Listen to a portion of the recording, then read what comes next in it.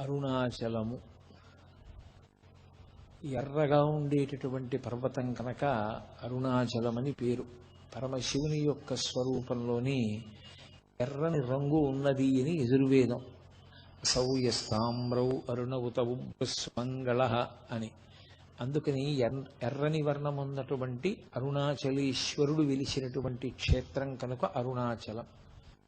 కాదు, రుణము అంటే అనుబంధము అని. కర్మ సంబంధంగా మనం చేసినటువంటి కర్మల వలన ఒక్కొక్క శరీరంలో ప్రవేశించి ఆ శరీరంలో అనేకమైన అనుబంధములను పెట్టుకుంటాడు.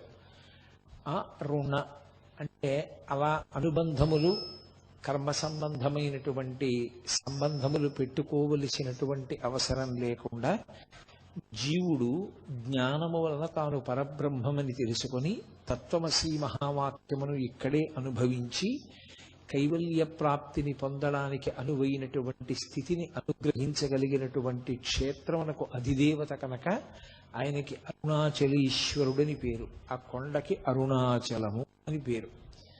అరుణాచల క్షేత్రమునందు పరమశివుడు గౌతమ మహర్షికి ఆనతిచ్చిన మేర అక్కడ ప్రదక్షిణము అత్యంత ప్రధానము అని నిన్నటి రోజున మీతో మనవి చేసి ఉన్నాను. అలాగే అక్కడ జరిగేటటువంటి ఉత్సవాలలో దీపోత్సవము పేరెన్నికగన్న ఉత్సవము. అది భారతదేశం అంతటా కూడా అత్యంత ప్రఖ్యాతమైనటువంటి ఉత్సవంగా పరిగణింపబడుతుంది. అది కార్తీక మాసంలో వచ్చేటటువంటి పౌర్ణమి నాడు ఆ కృత్తికా దీపోత్సవము అంటారు. మనకి సాధారణంగా మనం పాటించేటువంటి నియమం ఏమిటంటే కృత్తికా నక్షత్రం ఉన్నప్పుడు దేవాలయాల్లో చేయాలి, కార్తీక పౌర్ణమి తిథి ఉన్నప్పుడు ఇంట్లో చేయాలి. పౌర్ణమి తిథిని ఇంట్లో కార్తీక పౌర్ణమిగా చేస్తాం. కృత్తికా నక్షత్రంతో చంద్రుడు కలిసిన రోజున కార్తీక పౌర్ణమిగా దేవాలయంలో చేయాలి. ఈ దీపానికి ఎనలేని ప్రాముఖ్యత ఉంది. సనాతన ధర్మం అంతా కూడా దీపం చుట్టూనే తిరుగుతుంది. పరమేశ్వరుణ్ణి దీపంతోనే పోలుస్తారు, ఆత్మని దీపంతోనే చెప్తారు. అందుకే ఆత్మజ్యోతి అంటారు. అలాగే పరమేశ్వరుడికి పరంజ్యోతి అని ఒక నామం. ఆ నామం మీరు చూడండి, అమ్మవారి పరంగా చెప్పండి, అయ్యవారి పరంగా చెప్పండి, ఏ సహస్రనామంలో చూసినప్పటికీ కూడా పరంజ్యోతి అన్న నామం తప్పకుండా ఉంటుంది. పరంజ్యోతి నపుంసక నామం. అది స్త్రీ సంబంధమైన నామము కాదు, పురుష సంబంధమైన నామము కాదు. పరమేశ్వరుడు స్త్రీ కాదు, పురుషుడు కాడు, నపుంసకుడు కాడు. ఆయన వెనుకనందియుతానగు విభుతలంతు అంటారు పోతన గారు. ఆయన వెనక ఉండి కాంతి బిందువుగా ప్రకాశిస్తూ ఉంటాడు. ఆయన కాంతి ఎందే ఈ ప్రపంచమంతా ప్రవర్తిస్తూ ఉంటుంది. కాబట్టి కాంతి స్వరూపుడైనటువంటి పరమేశ్వరుడు కనుక ఏ సహస్రనామంలోనైనా సరే పరంజ్యోతి అన్న నామం తప్పకుండా కనపడుతుంది.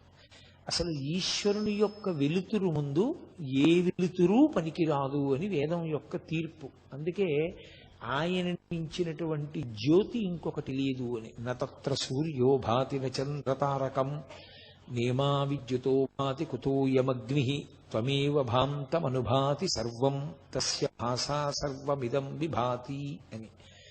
ఆయన యొక్క వెలుతురు ఎక్కడ ప్రకాశిస్తూ ఉంటుందో అక్కడ సూర్యచంద్రులు నక్షత్రములు కూడా ఇక ప్రకాశించవు. ఆయన వెలుగు ముందు ఏ వెలుగు పనిచెయ్యదు. అసలు ఈ ప్రపంచాలన్నీ లయమైపోయిన తరువాత ఏర్పడేటటువంటి స్థితి కటిక చీకటి. ఆ చీకటి తర్వాత ఇక వెలుతురు రాదు, ఎందుకంటే సూర్యచంద్రులు కూడా ఉండరు.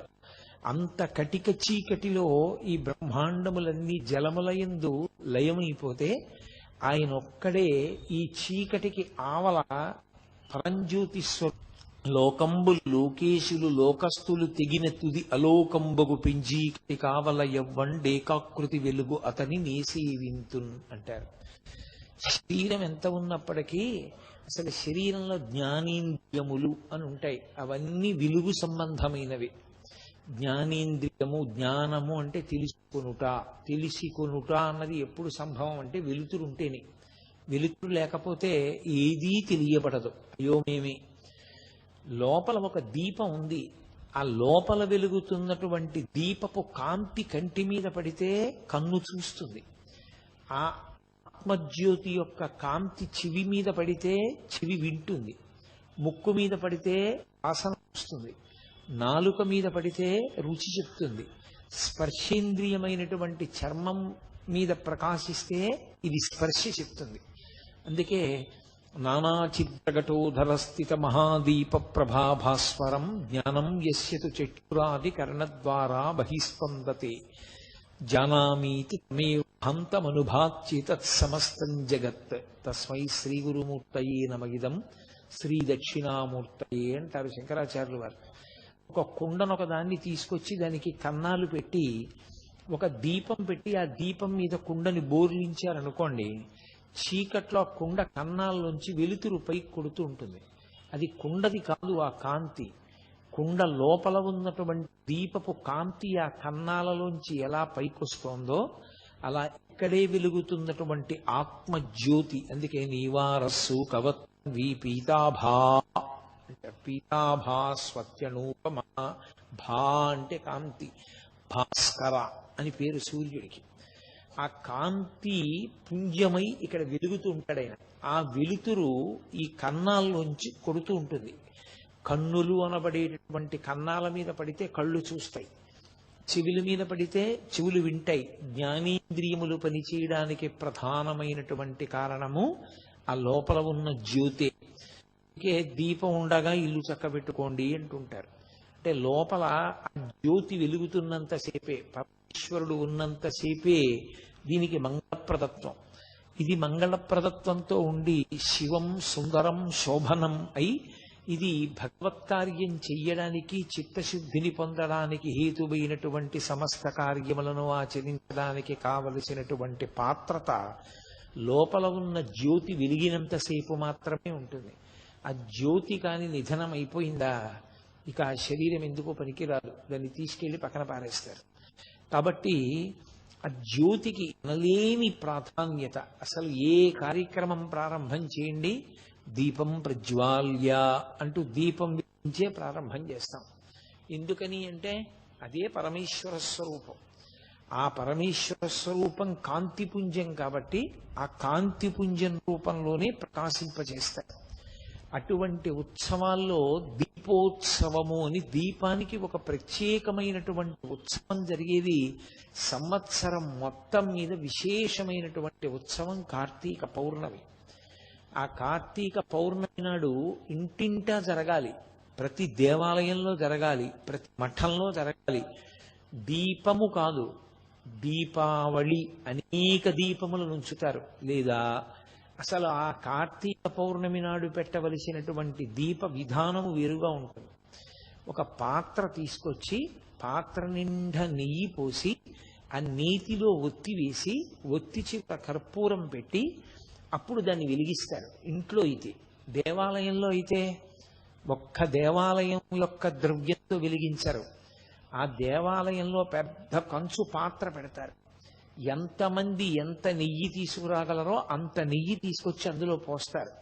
పోసిన తర్వాత అప్పుడు చీకటి పడిన తర్వాత అందులో అందరూ తీసుకొచ్చినటువంటి పత్తితో ఒత్తి పేంతారు. పేని ఆ నీతిలో వెయ్యడానికి వీలైనంత పెద్ద దీపాన్ని, పెద్ద ఒత్తిని వేసి ఆ రోజు ఆ దీపానికి పెట్టే కర్పూరం కూడా ఒక్క దేవాలయంలోంచి వెలిగించరు. అందరూ భక్తులు తమ ఇళ్ల నుంచి తీసుకొస్తారు కర్పూరం.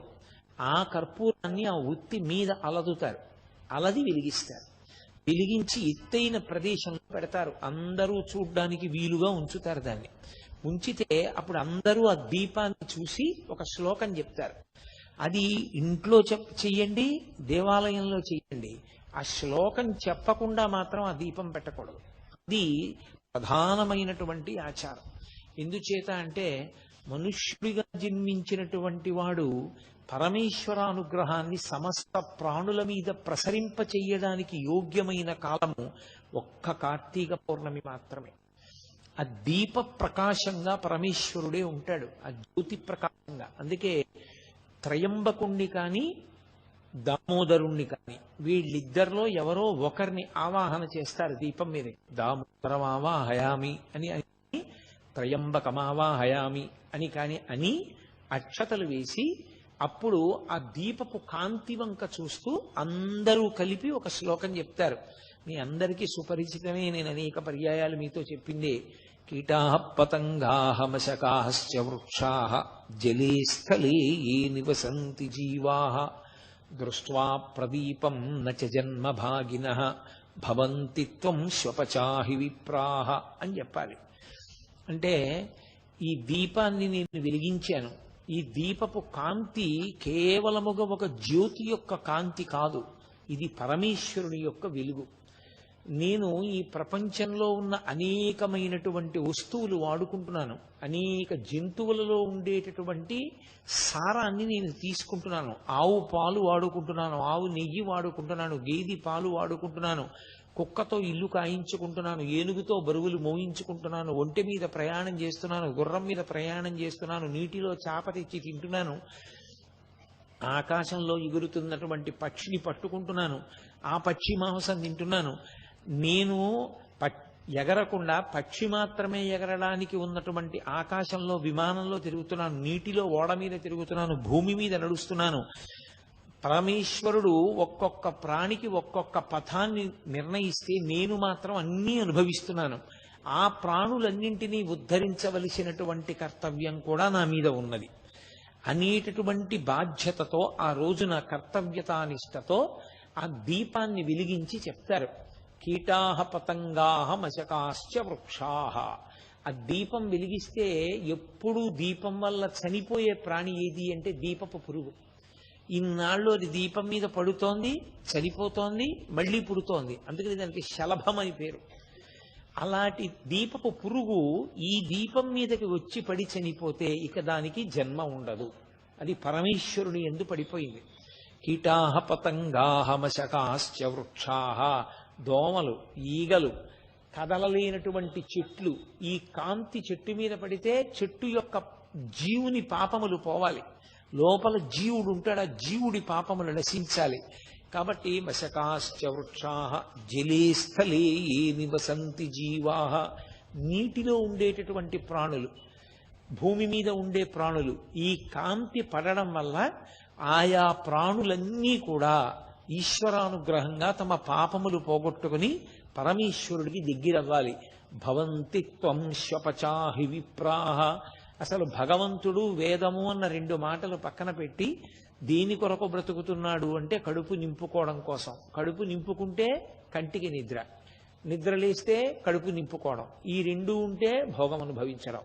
ఇది తప్ప అసలు భగవంతుడన్నవాడొకడు ఉన్నాడని భగవంతుని గురించి ఉపాసన చెయ్యాలనేటటువంటి జ్ఞానము కించిత్ కూడా లేకుండా ప్రవర్తించి జీవితాన్ని పాడు చేసుకుంటున్న వాడి మీద కూడా ఈ దీపం పడిన కారణం చేత వచ్చే జన్మలో వేదాన్ని సాకల్యంగా చదువుకుని వేదాన్ని ప్రమాణంగా తీసుకుని తన జీవితాన్ని ఉద్ధరించుకోగలిగినటువంటి గొప్ప విద్వాంసుడుగాక అని సమస్త లోకము యొక్క శ్రేయస్సుని కోరి వెలిగిస్తారు ఆ దీపాన్ని.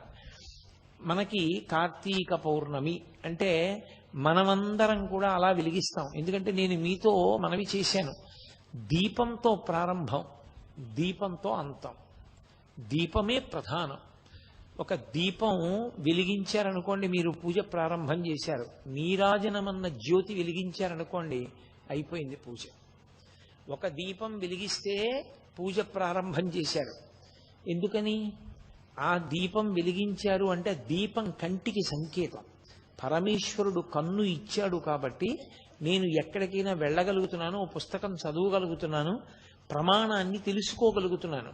అది నన్ను మంచి వైపుకి నడిపించడానికి నాయకత్వం వహిస్తోంది కన్ను. భగవన్మూర్తిని చూసి సంతోషిస్తున్నాను.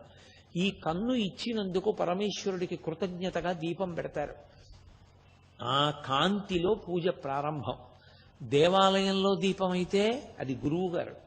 అందుకే దేవాలయంలో విద్యుత్ కాంతి ఉండదు, విద్యుత్ దీపములు వెలగరాదు. దేవాలయంలో ముఖమంటపము, అర్ధమంటపము, అంతరాలయము అని 3 విభాగం ఉంటుంది ఆగమంలో. ఆ అంతరాలయంలో ఉండేటటువంటి మూర్తి మీద విద్యుత్ దీపం పడుతుండగా చూస్తే అసలు దాన్ని దేవాలయంగా స్వీకరించారు. అది అత్యంత హేయమైన విషయం. దేవాలయము అన్న మాటకు అర్థం ఏమిటంటే లోపల మూర్తి దగ్గర గుత్తి దీపాలు వెలగాలి. అంటే కిందకి దీపాలు తీగతో వెలిగినట్టుగా వెలుగుతాయి. అందులో ఆవు నెయ్యి కానీ నూనె కానీ వేసి ఒత్తి వేసి వెలిగిస్తారు. ఆ దీపాల కాంతులలోనే ఈశ్వర దర్శనం. మీరు ఇప్పటికీ వెంకటాచలం, శ్రీశైలం లాంటి పెద్ద పెద్ద క్షేత్రాల్లో చూడండి, ప్రత్యేకించి ద్రవిడ దేశంలో ఎక్కడ అంతరాలయాల్లో విద్యుత్ దీపాలు ఉండవు. ఆ దీపాల కాంతిలోనే ఈశ్వరుడు కనపడాలి. ఆ దీపం గురువుగారు. మా గురువుగారు అనేటటువంటి ఒక దీపం వెలిగించింది, మాకు వెలుతురిచ్చింది. ఆ దీపం కింద నీడ ఉంటుంది, ఆ దీపం చుట్టూ చీకటి, దీపం మాత్రం అందరికీ వెలుగునిస్తుంది. ఎవడు గురుస్థానంలో కూర్చున్నాడో వాడికి ఎప్పుడూ ఒక వైక్లభ్యం ఉంటుంది. దాన్ని శాస్త్రమే అంగీకరించింది. శారీరకంగా ఆయన యొక్క ఆరోగ్యం, ఆయన తేజస్సు క్షీణించిపోతుంటాయి. ఎందుచేత అంటే సముద్రం అనేటటువంటి శాస్త్రాన్ని తాను ఎమర్చుకోవాలి, నిరంతర పఠనశీలి కావాలి, నిరంతర ధ్యానం చెయ్యాలి, నిరంతరం భగవత్కార్యమునందు మగ్నుడై ఉండాలి, మనసుని పరమ సాత్వికంగా ఉంచుకోవాలి. ఈ ప్రయత్నంలో ఆయన లౌకికమైన వాటికన్నిటికీ దూరంగా జరుగుతాడు. ఆ దూరంగా జరిగిన కారణం చేత చాలా త్వరగా ఆయన శరీరారోగ్యం శిథిలమైపోతుంది. అందుకే ఆ గురువు తన గురించి తాను పట్టించుకునే అవకాశం ఉండదు. శిష్యులు గురువు గారు శరీరం పడిపోకుండా ఉండకూడదని శిష్యులు చూస్తారు. అందుకే ఆ గురువు అనేటటువంటి దీపపు వెలుతురులో పరమేశ్వరుడు కనపడతాడు. ఈశ్వరానుగ్రహము చేత గురువు కాదు, గురువు లేనినాడు ఈశ్వరుడు కనపడడు. అందుకే ఆ గురువే ఆ దీపం. అంతరాలయంలో వెలుగుతున్నటువంటి దీపాన్ని చూసి ముందు మా గురువు గారు ఆయనే. ఆ అంతరాలయంలో ఈశ్వర సన్నిధానంలో దీపమై వెలుగుతున్నారు. అందుకే భాగవతంలో కృష్ణ పరమాత్మని మించిన గురువు లేడు. జగద్గురు అన్న గొప్ప మాట ఆయనకి అన్వయమైంది. అందుకే కృష్ణం వందే జగద్గురుం అంటాం. అటువంటి కృష్ణ పరమాత్మ కూడా పాఠం నేర్చుకున్నాడు. ఎవరి దగ్గర? ఆయన పేరు కూడా దీపమే. ఆ గురువు గారి పేరు సాందీపని. దీపింపచేయువాడు, ప్రకాశింపచేయువాడు.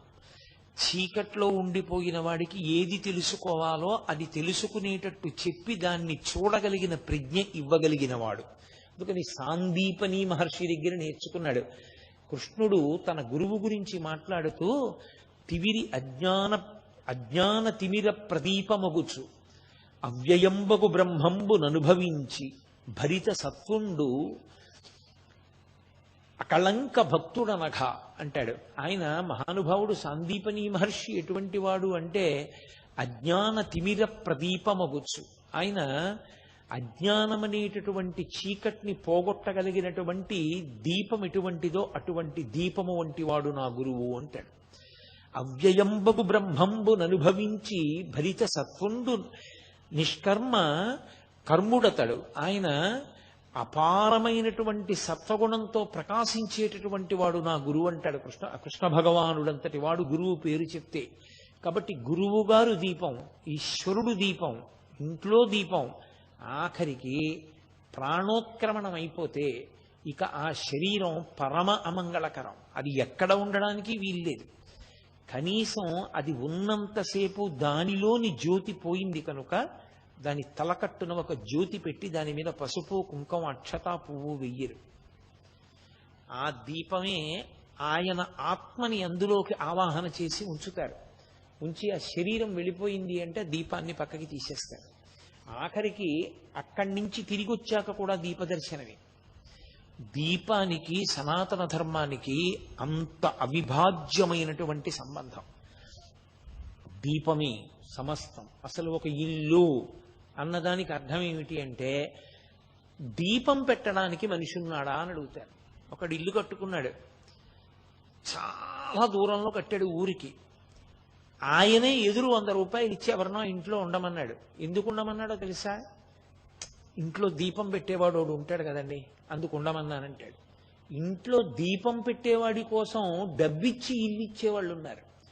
ఇంట దీపం పెట్టకుండా ఇల్లు ఉండిపోయింది అనుకోండి, ఉగ్రభూతములు ప్రవేశిస్తాయి ఇంట్లోకి.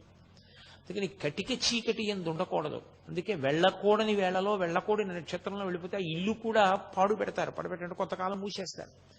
ఆ ఇంట వీరొక జ్యోతి వెలగడానికి అవకాశం ఉండదు. అప్పుడు దీపం అంత మంగళప్రదం. అసలు దీప దర్శనమే చాలు ఇప్పటికీ కేరళ రాష్ట్రంలో అమ్మవారి పూజ చెయ్యవలసి వస్తే అమ్మవారి మూర్తికి చెయ్యరు. చాలా చోట్ల కేరళలో దీపం వెలిగించి దీపానికే పూజ అంతా చేస్తారు, దీపానికే ఉపచారాలన్నీ చేస్తారు. దీపమే పరదేవత అంటారు వాళ్ళు. కాబట్టి దీపానికి అంత ప్రాముఖ్యత కలిగినటువంటి దీపం, కార్తీక పౌర్ణమి నాడు వెలిగించేటటువంటి దీపానికి విశేష ప్రాధాన్యత. అందున అరుణాచలము అగ్నిలింగం ఉన్నటువంటి క్షేత్రం. దీపమే అగ్ని, అగ్నియే దీపం. దీపానికి అగ్నికి అవిభాజ్యము, అవి రెండు వేరు కావు. ఒత్తి చివర వెలుగుతున్నటువంటి ఆ దీపం అగ్నిహోత్రం. దీపానికి ఉన్న లక్షణం అది ఇంకొక దీపాన్ని వెలిగిస్తుంది. దీపించిన దీపముచే దీపము రెండు కాక ఒకటిట్లగున్ అంటుంది. ఆ దితి కశ్యప ప్రజాపతితో మాట్లాడుతూ ఈ మాట అంటుంది. అందుకే దీపము 3 ఒత్తులు వేస్తూ ఉంటారు. మనం ఇండ్లలో దీపం వెలిగిస్తే సాధ్యం త్రివర్తి సంయుక్తం వహ్నినా యోజితం ప్రియం అని 3 ఒత్తులు వేసి 3 ఒత్తులు వెలిగించి తూర్పు దిక్కుగా జ్యోతులు ఉండేటట్టుగా చూసుకుంటారు. ఇల్లు అభివృద్ధిలోకి రావాలి అనుకున్న వాళ్ళు, ఇల్లు సుఖ సంతోషాలతో ఉండాలనుకున్న వాళ్ళు, అలాగే వ్యాపార సంస్థలు జయప్రదంగా ఉండాలనుకున్న వాళ్ళ చోట్ల దీపాన్ని 3 ఒత్తులతో వెలిగించి ఆ 3 జ్యోతులు తూర్పు ముఖంగా వెలగాలి. తూర్పు ముఖంగా వెలుగుతున్నాయి అంటే అభ్యున్నతిని కోరుకుంటున్నాడు అని గుర్తు. తాను తూర్పుని చూస్తాడు, 3 ఒత్తుల యొక్క జ్యోతులు తూర్పుకి వెలుగుతూ ఉంటాయి. ఆ వెలుగుతున్నటువంటి ఆ దీపం ఉన్నదే అది సమస్త అభ్యున్నతికి కారణం. మన వాళ్ళకి అన్నిటికన్నా పట్టింపు ఎక్కడుంటుందంటే దీపం ఆరిపోయింది అన్న మాట కూడా అనరు. దీపం కొండెక్కిపోయింది అంటారు. మీరు చూడండి, 2 మాటలు మీకు తరచుగా వినపడతాయి జీవితంలో. కథ కంచికి వెళ్ళిపోయింది అంటారు. 2 దీపం కొండెక్కిపోయింది అంటారు. దీపం కొండెక్కి ఎలా వెళ్ళిపోతుంది? కథ కంచికి ఎలా వెళ్ళిపోతుంది అంటే, ఒరే నాన్న ఇన్ని జన్మలు ఎత్తావు, మళ్ళీ ఇప్పుడు ఇదిగో ఈ శరీరంలోకి వచ్చావు, మళ్ళీ ఇదో కథ, నీ జన్మ ఇప్పుడు ఇదో కథ. ఇన్ని కథలు శ్మశానానికి వెళ్ళాయి. ఏ చరిత్రలోనూ, ఏ పుస్తకంలోనూ, ఏ కాగితం మీద నీ జీవితం వ్రాయబడలేదు. నీ జీవితం స్మరణయోగ్యం కాలేదు. ఈసారి నీ జీవితం నాన్న కంచికి వెళ్ళిపోవాలి అంటుంది అమ్మ. కంచికి వెళ్ళిపోవాలంటే ఇక ఈసారి నీ జీవితం దేనికి పనికి రావాలంటే కామాక్షి ఎందు ఐక్యం అయిపోవాలి. కొడుకుని అలా అని తట్టుకోలేదు కాబట్టి మనం ఇంటికంటూ రా, నేనున్నంతకాలం మాత్రం నువ్వు ఉండాలి ఉస్మా నా కళ్ళ ఎదురకుండా. అది అమ్మ యొక్క హృదయం. అందుకని కథ కంచికి, మనం ఇంటికి. దీపం కొండెక్కింది. దీపం కొండెక్కింది అంటే కొండ మీద ఈశ్వరుడు ఉంటాడు. మనకి సనాతన ధర్మంలో అదో గమ్మత్తు. దాన్ని చూసి ఇప్పుడు కొత్తగా అంటించుకుంటున్నాయి కొన్ని ధర్మాలు, కొన్ని విశ్వాసాలు. కొండ మీద ఈశ్వరుడు ఉండేటటువంటి ఏకైక ధర్మము సనాతన ధర్మము. అది ఎవడో వెళ్ళి పెట్టింది కాదు. పరమేశ్వరుడు తనంత తాను స్వయంభువు కొండల మీద. అందుకే శేషాచల పర్వతం మీద, సింహాచల పర్వతం మీద, శ్రీశైల పర్వతం మీద ఆయన కొండ మీద ఉంటుంటాడు. ఏమిటి ఆయనకి సరదా? కొండ మీద ఉండడం ఆయన సరదా కోసం కాదు. ఉత్ అని ఒక మాట దాన్ని సంస్కృతంలో ఎక్కువగా వాడుతుంటారు. ఉత్సవము అంటే ఉత్. ఉత్ అంటే తల ఇలా పైకెత్తుట. ఒక్క మనుష్యుడే భూమికి అడ్డంగా పుట్టి నిలువుగా పెరుగుతాడు. పైన ఉన్న కొండ మీద ఉన్న పరమేశ్వరుణ్ణి ఇలా తలెత్తి చూసి కొండ మీద ఉన్న ఈశ్వరుణ్ణి చేరడానికి నువ్వు పైకెక్కాలి. అలాగే జీవితంలో ఊర్ధ్వముఖ చలనం చేసి పరమేశ్వరుణ్ణి చేరుకోవాలి. దొంగదారుల్లోంచి నువ్వు వెళ్ళడానికి వీల్లేదు. అది దాని అర్థం. దొంగదారి అన్న మాటకు అర్థం ఏమిటో తెలుసా? మిగిలిన ఏ 9 రంధ్రములలోంచి వెళ్ళడానికి వీల్లేదు శరీరం వెళ్ళిపోయేటప్పుడు. 2 కళ్ళు, 2 ముక్కులు, 2 చెవులు, 6 నోరు, 7 మలద్వారం, 8 మూత్రద్వారము, 9 సరే అసంఖ్యాకములైనటువంటి స్వేదరంధ్రములు. వీటిలోంచి బయటికి వెళ్ళడానికి వీలు లేదు సుమా. ఒకే ఒక్క తలుపుంది, నిర్గమద్వారం, బ్రహ్మరంధ్రం. అందుకే ఇక్కడ శిఖ ఉంటుంది. ఆ బ్రహ్మరంధ్రం పగిలి అందులోంచి నిర్గమించాలి. అందులోంచి నిర్గమించాడు అంటే ఇక రాడు అని గుర్తు. ఇక శరీరాన్ని పుచ్చుకోడు. దొంగదారిలోంచి వెళ్ళవద్దు. దీపం కొండెక్కిపోయింది అంటే బ్రహ్మరంధ్ర భేదనం చేసుకుని నీలో ఉన్న జ్యోతి కూడా అలాగే కొండెక్కి ఈశ్వరుని ఎందుకు కలిసిపోవాలి తప్ప దొంగదారిలో కిందకెళ్ళవద్దు, రాజమార్గంలో పైకి వెళ్ళు. అందుకే దేవాలయంలోకి వెడితే అంతరాలయానికి బయటికి వెళ్ళిపోయే ద్వారం ఉండకూడదు. ఆగమంలో మీరు చూడండి, అంతరాలయం ఉందనుకోండి, అంతరాలయానికి వెనక గోడకి తలుపు ఉండదు. మీరు ఎప్పుడైనా చూడండి, లోపల గోడలు మూసుకుని ఉంటాయి, ద్వారం ఉంటుంది. అసలు కంచికైతే రాజద్వారమే మళ్ళీ నిష్క్రమణ ద్వారం.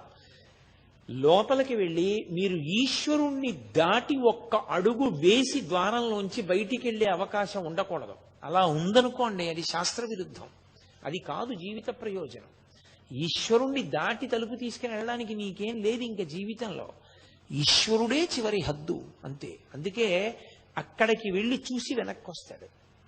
వెనక్కి వచ్చి పృష్ఠభాగం చూపించకుండా వెనక్కి వచ్చి బయట కూర్చోవాలి.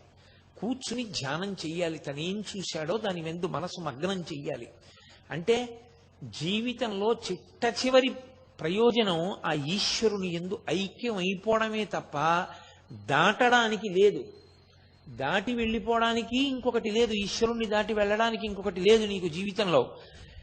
ఈశ్వరుణ్ణి దాటి వెళ్ళిపోయి ఇంకొక చోటకి వెళ్ళడానికి నీకు మార్గము లేదు. అదే అంతిమం, అదే మనుష్య జీవిత ప్రయోజనం. అందుకే అంతరాలయాల వెనక గోడకి ఇక తలుపు ఉండదు ఆగమంలో. ఋషులు ఏదైనా ఆలోచించి నిర్ణయం చేస్తే అంత జాగ్రత్తగా నిర్ణయం చేశారు. దేవాలయ వ్యవస్థ దేని కొరకు వచ్చింది అంటే మనిషి జీవితాన్ని ఎలా బ్రతకాలో ఆలయం నేర్పుతుంది. అందుకే ఆలయం ఎలా ఉంటుందో మనుష్యుడు ఎలా ఉంటాడు, మనుష్యుడు ఎలా ఉంటాడో ఆలయం అలా ఉంటుంది.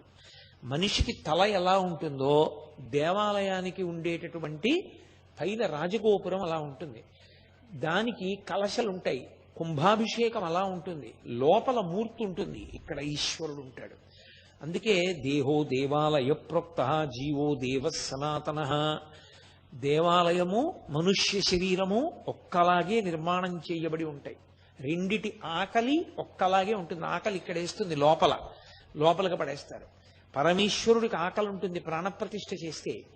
నువ్వు ఎంత జాగ్రత్తగా అన్నం తింటావో ఈశ్వరుడికి అంత శౌచంతోటే నైవేద్యం పెట్టాలి. దాని వలనే ఆ మూర్తి వైభవం నిలబడుతుంది. కాబట్టి ఆగమం అంత జాగ్రత్తగా ఋషులు చెప్పడానికి కారణం అదే. పూజ ప్రారంభం దీపంతో, పూజ పూర్తి నీరాజనంతో. నీరాజనం కూడా జ్యోతే, కానీ తెల్లని కర్పూర కళిక వెలిగిస్తాం. అది చాలా తొందరగా ఘనం నుంచి ద్రవమై, ద్రవం నుంచి వాయురూపాన్ని పొందేస్తుంది, అమిత వేగంతో పొందుతుంది. మీరు ఎప్పుడైనా నీరాజనం వెలిగించినప్పుడు చూడండి, అది కొద్దిగా నీరు కింద మారిపోతుంటుంది. అందులో ఆఖరణ వెలిగేటప్పుడు చూస్తే ఇక కర్పూర కళిక కనపడదు, దాని బదులు కొద్దిగా నీరులో ఉంటుంది, అదే వెలుగుతుంది. వెలిగి చాలా తొందరగా వెలిగి పొగ రూపంలో ఆవిరైపోయి అంతర్ధానం అవుతుంది. నేను ఉపాసనలో భగవంతుడి నుంచి విడివడి జీవుడిగా తిరుగుతున్నాను. నేను చాలా వేగంగా ఈ కర్పూర కళిక పరమేశ్వరుని యందు ఎలా ఘనము నుండి ద్రవము, ద్రవము నుండి వాయువు అయిపోయిందో అలా నేను ఈశ్వరానుగ్రహంతో ఈశ్వరుని యందు అలా తొందరగా కలిసిపోయే అవకాశం నాకు కలగాలి, అజ్ఞానము నాకు కలగాలి అని కోరుకోవడమే నీరాజనం. అందుకే దీపం వెలిగించినప్పుడు పూజ ప్రారంభం, నీరాజనం వెలిగిస్తే మంత్రం తిరగబడిపోతుంది. దీపం వెలిగించి పూజ మొదలు పెడితే ధర్మార్థ కామ మోక్ష చతుర్విధ పురుషార్థ ఫల సిద్ధ్యర్థం అంటూ పూజ నేను చేస్తున్నాను, ఈ ప్రయోజనానికి చేస్తున్నాను. నీరాజనం దగ్గరికి వస్తే ఉమాకాంతాయ కాంతాయ కామితార్థప్రదాయిని శ్రీగిరీశాయ దేవాయ మలినాథాయ మంగళం. ఈశ్వరుడికి మంగళం అవుగాక. మరి అదేమిటి ఈశ్వరుడికి మంగళం అవ్వాలని చెప్పడం ఏంటి? నీకు మంగళం అవ్వాలని చెప్తావా, ఈశ్వరుడికి మంగళం అవ్వాలని చెప్తావా? ప్రేమ పొంగి పొర్లిపోతే భక్తికి చిట్ట చివర నీ లోపల ఉన్న ప్రేమ జ్యోతి వెలిగిపోతే అది నీరాజన రూపంలో ఇచ్చి మంత్రాన్ని తిరగేసి పాడతారు నీరాజనాన్ని. అది మంగళహారతి. అందుకే జీవితం అంతా దీపమే. అసలు దీపము లేని ఇల్లు, దీపం కుడిగట్టిందండి అంటారు, కుడిగట్టేసింది ఆ దీపం అంటారు, ఏదో మిణుకుమంటారు. సంకేతంతో అలాగే మాట్లాడతారు. ఎదురు చూస్తోంది, నిధనం అయిపోతోంది. శరీరం శుష్కించిపోయి మళ్ళీ ఇక వెళ్ళిపోయే సమయం ఆసన్నమైన అవే మాటలు. ఆ ఇంటి దీపం నేను ఎందుకు అనాలి అమంగళకరమైన మాట అని పూర్తి చేస్తారు. కాబట్టి అంత దగ్గరి సంబంధం సనాతన ధర్మంలో. అసలు దీపం అంత దగ్గరగా పరమేశ్వరుణ్ణి తీసుకొచ్చే వస్తువు వేరొకటి లేనే లేదు. గురువుని చెప్పండి దీపమే, ఈశ్వరుణ్ణి చెప్పండి దీపమే. ఈ రెండూ దీపంతోటే చెప్తారు.